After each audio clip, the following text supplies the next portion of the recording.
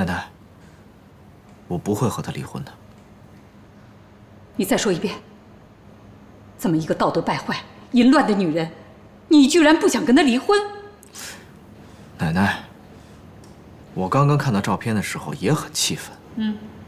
后来我一个人冷静地想了一想，以我对他的了解，他应该干不了这样的事儿。谁好坏会写到脸上啊？我告诉你，我们顾家没有这种伤风败俗的媳妇儿，赶紧把她给我赶出去。奶奶，您别生气，我觉得这件事情里面一定有什么阴谋。你还在为她说话呀？照片都放在这儿了，人证物证的，你还有什么不信的啊？您先冷静一下，给我一点时间，我一定会把这件事情查得水落石出，给您一个交代。哎，你这孩子，你要气死我呀你！老夫人，您就相信少爷，再给他点时间吧。好，我给他时间。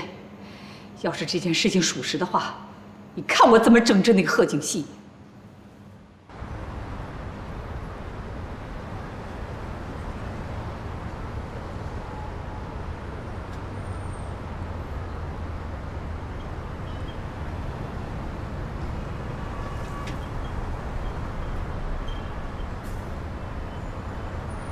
喂，傅博雅，你为什么要陷害我？你为什么要这么做？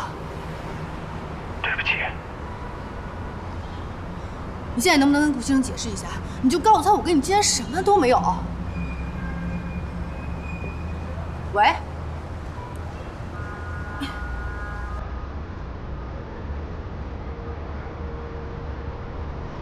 您好，您所拨打的电话已关机。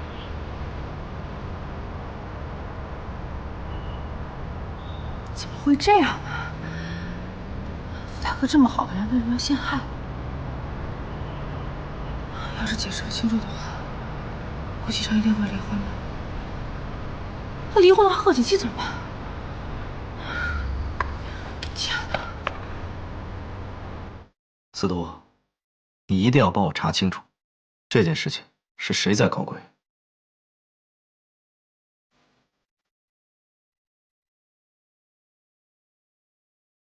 贺锦熙，这次我倒是要看看顾西城还会不会要你。